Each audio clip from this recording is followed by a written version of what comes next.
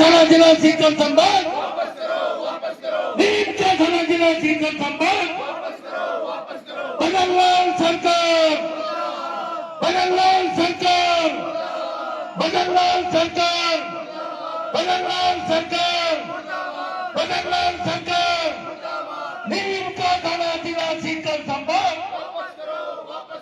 नीम का थाना जिला सीकर संभाग, नीम का थाना जिला सीकर संभाग, नीम का थाना जिला सीकर संभाग। भारत माता की, भारत माता की, भारत माता की।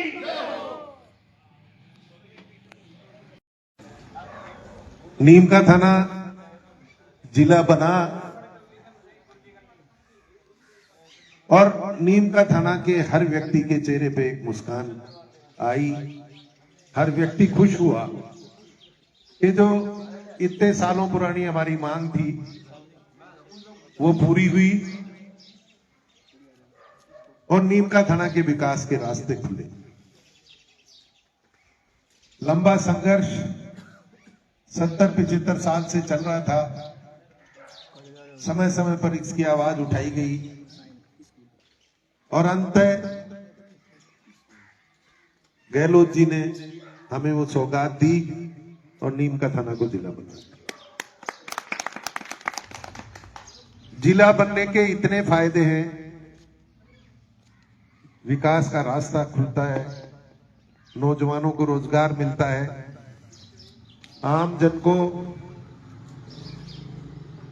सरकार की योजनाओं का लाभ त्वरित गति से मिलता है, कानून व्यवस्था अच्छी रहती है, कंपनियों के सभी के दफ्तर खुलते हैं, सारे विभागों के दफ्तर खुलते हैं। कामरेड साहब हमारे बीच में हैं, उनका भी बहुत बहुत स्वागत।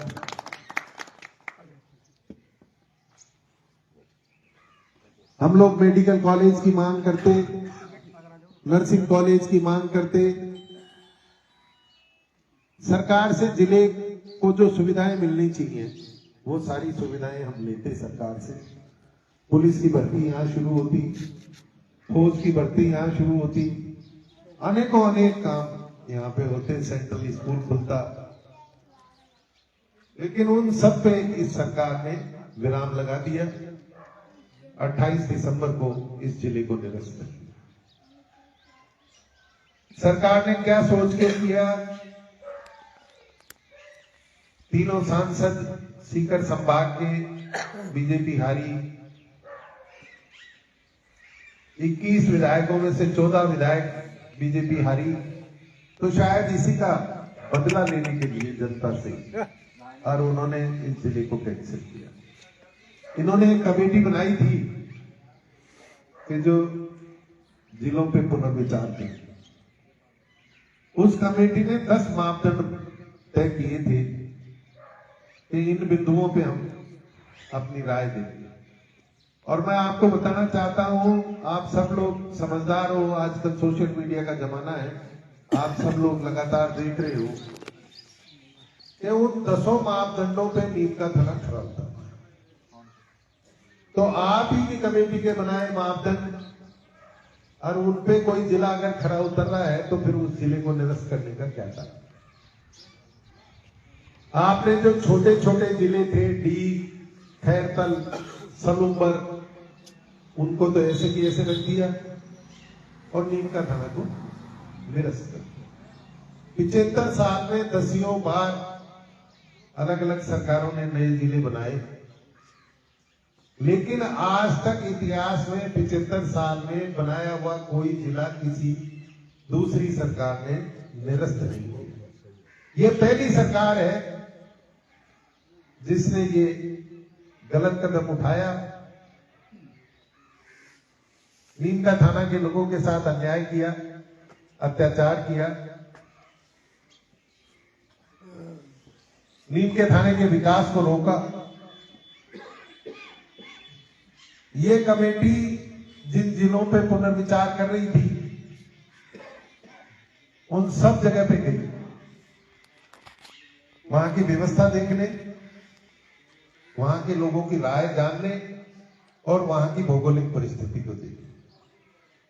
लेकिन बड़े दुर्भाग्य की बात है कि वो कमेटी नीम का थाना नहीं आई, कोई जांच यहां पे आके उन्होंने नहीं की, जनता के किसी प्रतिनिधि से वो नहीं मिले और वहां बैठे बैठे जयपुर में उन्होंने फैसला कर दिया कि हम नीम का थाना जिले को निरस्त करते हैं।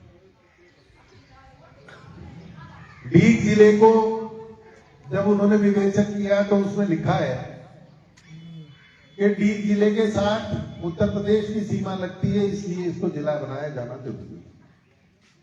तो फिर वो नीम का थाना का पुनर्विचार करते समय ये कैसे भूल गए कि नीम का थाना जिले के साथ आपके गांव के तो 4 किलोमीटर दूर से हरियाणा की सीमा शुरू हो जाती है, देवता से शुरू होती है, शिमला तक, खेतरी में शिमला जो है वहां तक लगभग 70 किलोमीटर तक हरियाणा की सीमा लगती है।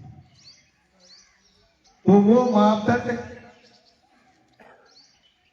जो दूसरे राज्य की सीमा का था वो नीम का थाना पे लागू नहीं किया।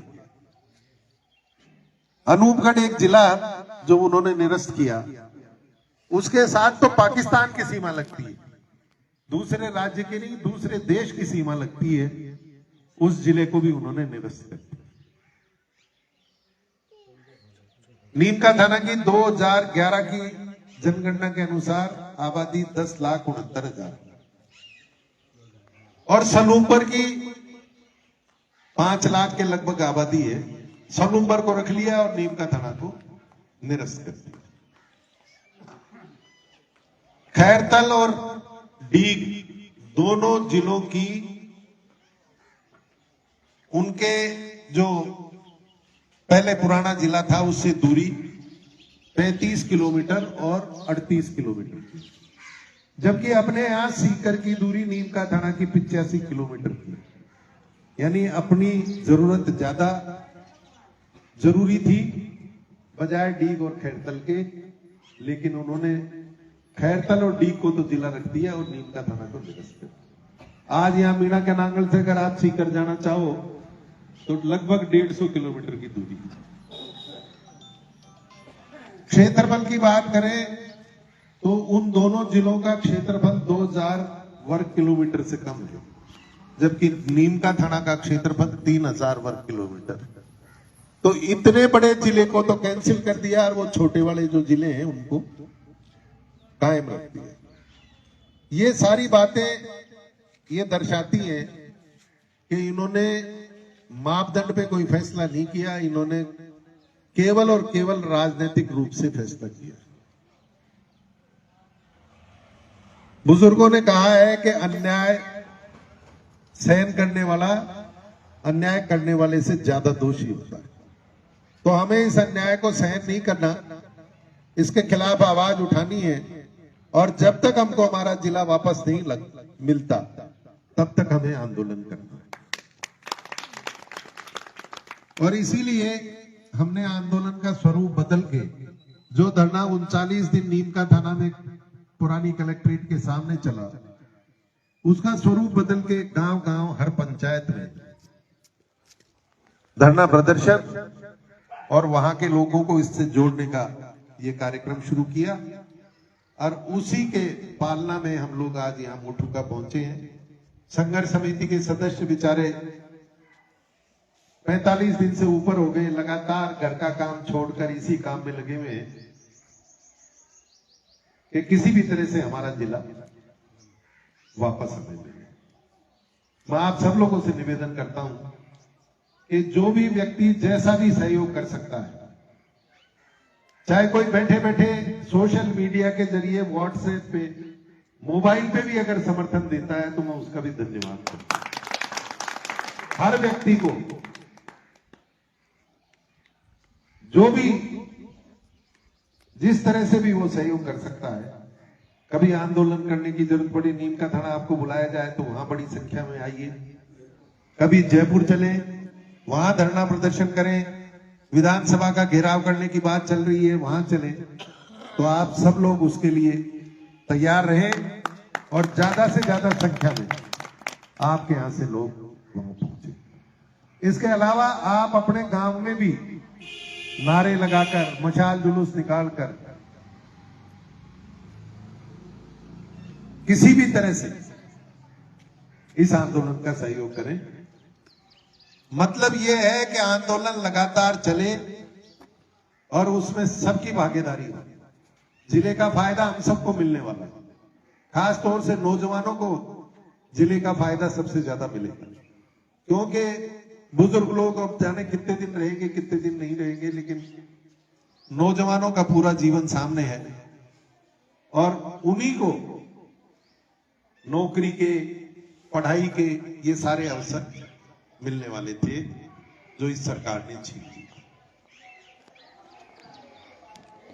सरकार का कोई भी व्यक्ति आपके आसपास आता है, चुनाव भी सामने आ रहे हैं, पंचायतों के चुनाव आ रहे हैं, उनमें भी ये लोग आपके पास आएंगे, तो उनसे भी आप एक सवाल करें कि आपने नीम का थाना जिले को कैसे दिया। सारी व्यवस्थाएं आप सब लोगों को पता है कि नीम का थाना में सुचारू रूप से चल रही थी। सारे दफ्तर खुल गए थे, कलेक्टर का दफ्तर खुल गया था, एसपी का खुल गया था और सारे विभागों के दफ्तर चालू हो गए थे। और सरकार जो है झूठी बात करती है, झूठे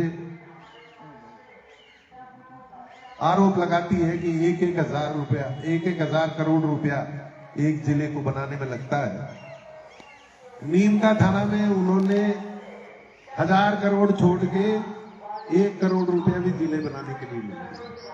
सारा जन सहयोग से काम हुआ यहाँ पे और जनता ने सहयोग करके, नगर पालिका ने सहयोग करके और जिले का ढांचा पूरा खड़ा कर दिया। हमने उनसे जब ये जिला निरस्त करने की बात कर रहे थे तो एक निवेदन किया था कि आप लोग भले ही से आगे बजट मत देना, भले ही से 1 रुपया नीम का थाना जिले को मत देना, लेकिन जो काम हो चुका है, जो जिला बन चुका है उसको निरस्त मत करना, कम से कम किए हुए काम को मिटाना। लेकिन वो लोग आमादा थे, जनता उनको समिति के सभी कार्यकर्ताओं को नमन करता हूं। हम आपके साथ रहेंगे, जो भी आपने जिला की संघर्ष समिति बनाई है और जो भी कठिनाइयां आएंगी उसमें हम आपको साथ देंगे। और मेरे प्रधान की तरफ से मैं आपको पूर्ण विश्वास दिलाता हूं, पंचायत की तरफ से भी, काउंसिल की तरफ से भी हम आपके साथ रहेंगे। जैसा भी होगा वो आपके साथ रहेगा। बहुत बहुत धन्यवाद। साथ रहेंगे, ये साथ रहने के लिए हमारी जन चेतना चल रही है कि हम सबको साथ रखें, सबको जोड़ें, सबको सम्मिलित करें, सबकी भलाई के लिए जो काम है उस काम में अपनी आहुतियां दें। तो अब इस कड़ी में मैं निवेदन करना चाहूंगा,